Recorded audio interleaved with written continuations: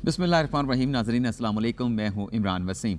नाज़रीन, गिलगित बिल्तिस्तान के इलेक्शन की सूरत हाल जो है वो बड़ी दिलचस्प हो चुकी है, बल्कि आप कह सकते हैं कि 2015 के इलेक्शन की निस्बत अब जो 2020 में इलेक्शन होने जा रहा है, यकसर सूरत हाल जो है वो 5 सालों के बाद तब्दील हो चुकी है। यहाँ पर जो चाहे वो पीटीआई के वर्कर्स हों, वोटर्स हों, मुस्लिम लीग नवाज़ की हों, पीपल्स पार्टी के हों, चाहे वो आज़ाद उम्मीदवारों के हों, सारे जो वोटर्स या सपोर्टर्स हैं वो बड़े एक्साइटेड दिखाई देते हैं। इलेक्शन की गहमा गहमी खासी हद तक जो है वो बढ़ चुकी है, क्योंकि पोलिंग में अब सिर्फ 36 घंटे का वक्त जो है वो बाकी रह चुका है। आज की इस वीडियो में हमारे साथ हमारे स्कर्दू के सीनियर रिपोर्टर हैं रजब अली कमर, वो हमारे साथ मौजूद होंगे। उनसे हम ये जानने की कोशिश करेंगे कि इस बार इलेक्शन में ख़ास तौर में स्कर्दू के 4 हलके हैं, तो क्या लग नज़र आ रहा है 2015 के इलेक्शन के निस्बत के कौन सी सियासी जमातों के उम्मीदवार जो है वो कामयाब होंगे, किन सियासी जमातों के उम्मीदवारों के दरमियान जो है वो सख्त मुकाबला मुतवक्के है। तो आपको वेलकम करते हैं थैंक यू। रजब अली कमर साहब अपने इस प्रोग्राम में। तो आप ये बताएं कि स्कर्दू की क्या सूरत हाल है, कि 4 हलके हैं, तो हल्का 1 में क्या सूरत हाल है, किस पार्टी का उम्मीदवार ज़्यादा स्ट्रॉन्ग दिखाई देता है, और किन 2 कैंडिडेट्स के दरमियान कांटे का मुकाबला आप एक्सपेक्ट कर रहे हैं या अवाम एक्सपेक्ट कर रहे हैं? थैंक यू इमरान भाई। जैसा कि आपको भी मालूम है कि गिलगित बल्तिस्तान में जो है वो 15 नवंबर को आम इंतखाबात होने जा रहे हैं, और पूरे 23 हलकों में जो है वो टफ़ मुकाबला है। कहीं मुस्लिम लीग नून के उम्मीदवार मजबूत है, तो कहीं पर पीपल्स पार्टी के और कहीं पर तहरीक इंसाफ के कैंडिडेट जो है वो विनिंग पोजीशन पर है। अगर आपने सवाल किया कि स्कर्दू हल्का 1 के बारे में, तो स्कर्दू हल्का 1 में जो है पाकिस्तान तहरीक इंसाफ और पीपल्स पार्टी के दरमियान जो है वो कांटेदार मुकाबला मुतवक्को है। साबिक वज़ीर आला मेहदी शाह साहब है जो पीपल्स पार्टी के मजबूत तरीन उम्मीदवार है। उसके अलावा पीटीआई के राजा ज़करिया है, उनका जो है पीपल्स पार्टी के साथ सख्त मुकाबला है।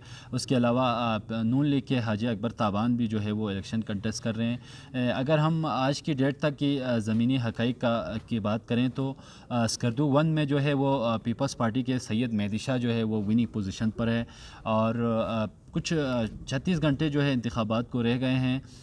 इसके अलावा आपने हल्का 2 की बात की, तो स्कर्दू यहाँ पर हल्का। थोड़ा सा मैं नाज़रीन आपको ऐड कर दूँ, जैसा कि अभी रजब ने बताया है कि जो हल्का 1 है वहाँ से मेहदी शाह जो है वो बड़े स्ट्रॉन्ग कैंडिडेट के तौर पर नज़र आ रहे हैं। लेकिन हल्का 1 में एक और डेवलपमेंट ये हुई है कि एक आज़ाद कैंडिडेट थे मोहम्मद अब्बास। तो ये जो पाकिस्तान तहरीक इंसाफ के जो उम्मीदवार हैं, जिनका नाम है राजा मोहम्मद ज़करिया ख़ान मकपून, इनके हक़ में दस्तबरदार हो गए हैं।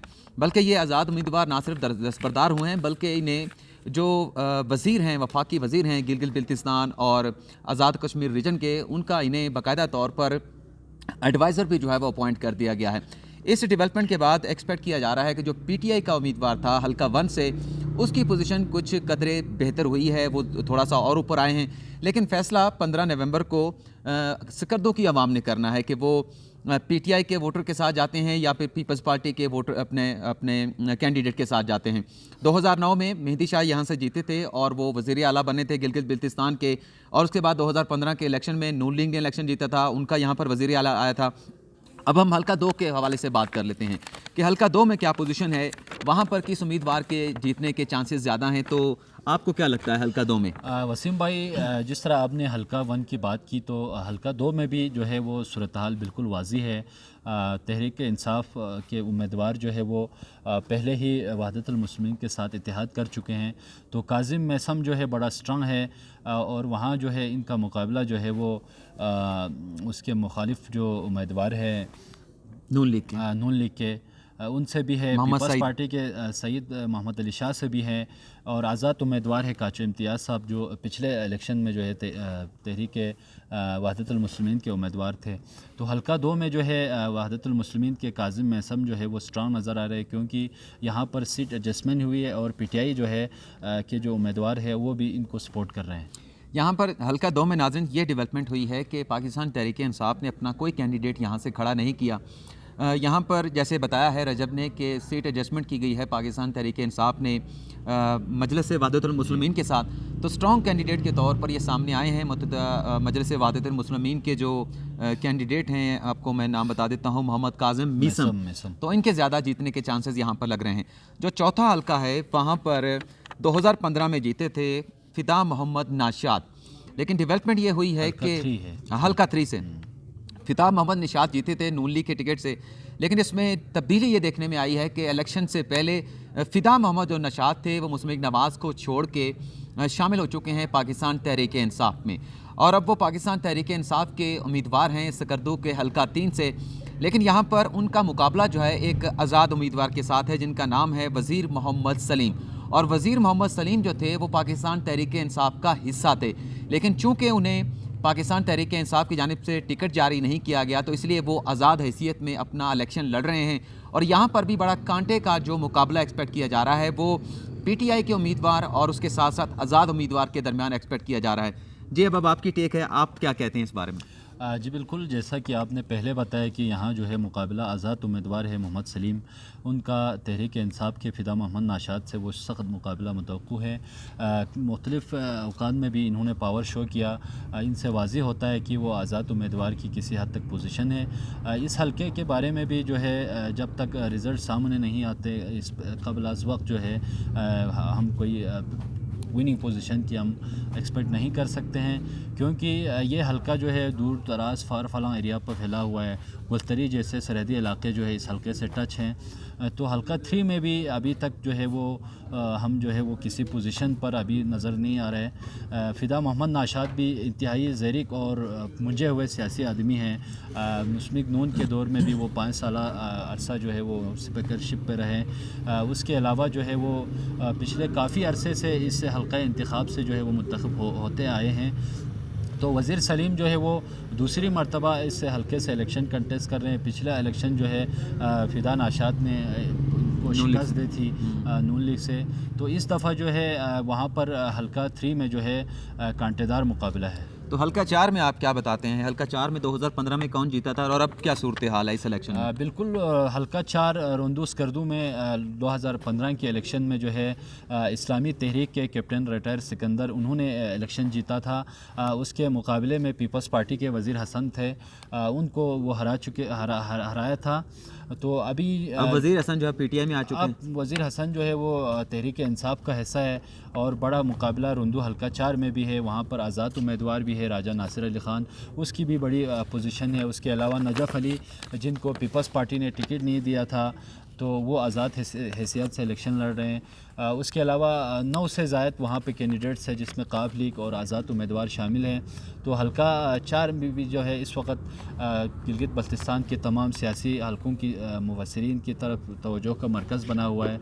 वहाँ पर भी जो है आज़ाद उम्मीदवार भी है, पीपल्स पार्टी के भी है, नून लीग के भी है और तहरीक इस्लामी के भी हैं। तो वहाँ पर ये बताएंगे ये जो बल्तिस्तान का रीजन है यहाँ पर 9 सीटें हैं, 9 सीटों पर इलेक्शन होने जा रहे हैं। बाकी तो द्यामिर एक रीजन हो गया, एक गिलगित हो गया। तो बल्तिस्तान में आप किस पार्टी को देख रहे हैं कि वो यहाँ से लीड करेगी, ज़्यादा नशिस्तें हासिल कर पाएंगी? कोई आपका एज ए सहाफ़ी कोई तज्ज़िया भी होगा, कुछ आप देख भी रहे होंगे, फोर्सी भी आप कर रहे होंगे?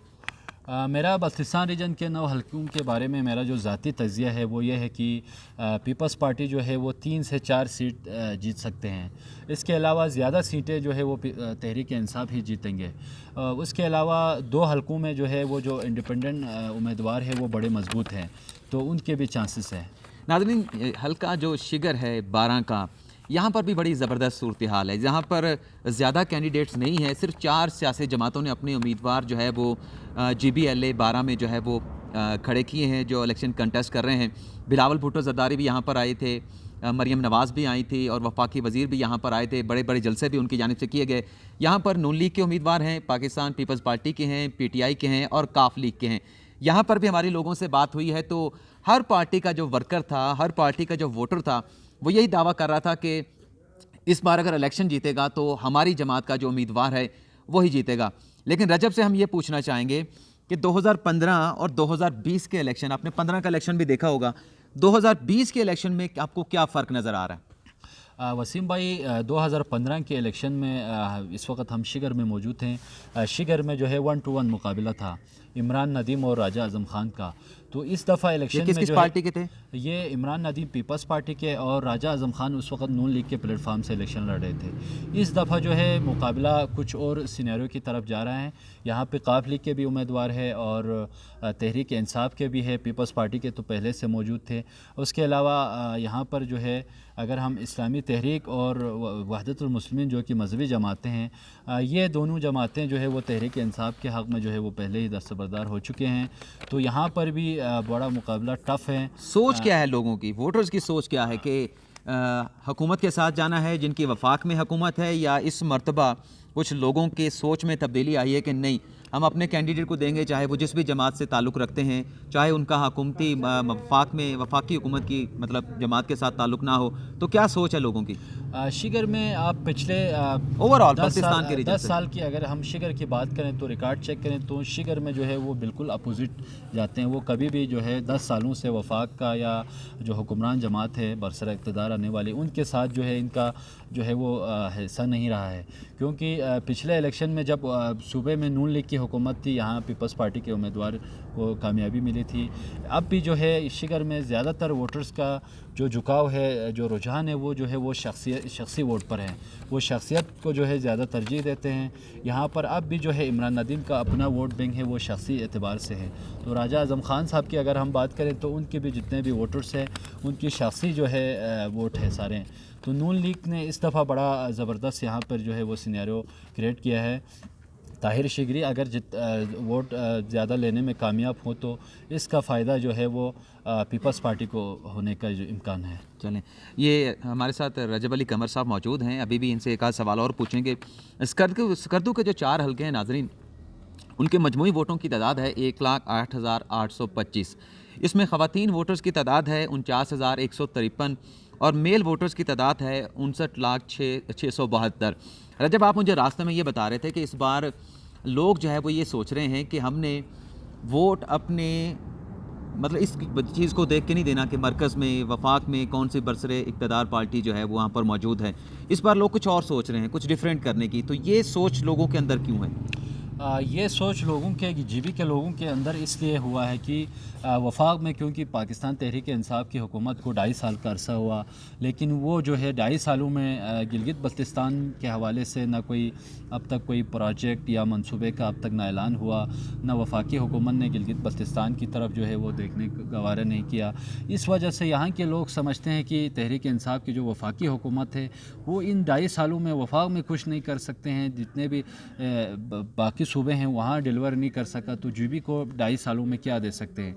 जब हम वोटर से बात करते हैं, आम लोगों से हमारी गुफ्तगू होती है, बात होती है, तो उनका यही कहना होता है कि जो पीटीआई की हुकूमत है वो डिलीवर वफाक में नहीं कर सकते, तो जीबी गिलगित बल्तिस्तान में अगर डिलीवर कर सकते हैं। लेकिन एक और चीज़ तो है ना रजब, 2009 में जब पीपल्स पार्टी ने वादा किया था कि हम इस रीजन के लोगों को एक अलग सूबा देंगे, मुख्तसर से बात करने की कोशिश करेंगे।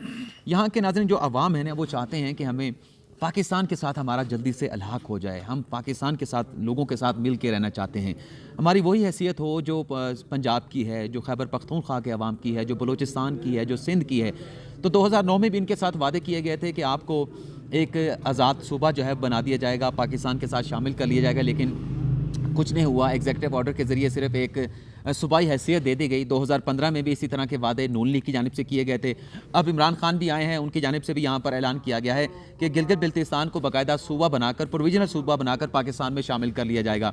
तो लोगों की एक्सपेक्टेशन बहुत ज़्यादा है। और इमरान खान के आने से पहले, कोई 2 साल पहले, जब साबिक चीफ जस्टिस मियां साकिब निसार साहब होते थे, वो गिलगित बल्तिस्तान आए थे अपनी फैमिली के साथ, तो तब भी गिलगित बल्तिस्तान के अवाम ने उनके सामने अपने जो शिकवे थे, जो अपने जो दुखड़े थे, वो उन्हें सुनाए थे और यही बात की थी, हम पाकिस्तान के साथ रहना चाहते हैं, पाकिस्तान के साथ चलना चाहते हैं। तो इस बार अवाम क्या एक्सपेक्ट कर रहे हैं कि जो वादा पूरा किया गया है, अगर ये पूरा ना हुआ तो फिर ये अवाम क्या सोचेंगे जीबी के? बिल्कुल वसीम, आपने जैसा कि कहा कि 2009 में भी पीपल्स पार्टी की तरफ से स्लोगन था कि इलेक्शन के दिनों में भी, उसके बाद भी कि जीबी को हम आइनी सूबा जो है वो बना रहे हैं। उसके बाद जो है नून लीग की हुकूमत आई, उन्होंने भी इलेक्शन में एक स्लोगन यही सूबे का उन्होंने नारा लगाया, लेकिन 5 साल गुजरने के बावजूद गिलगित बल्तिस्तान जो है वो सूबा ना बन सका।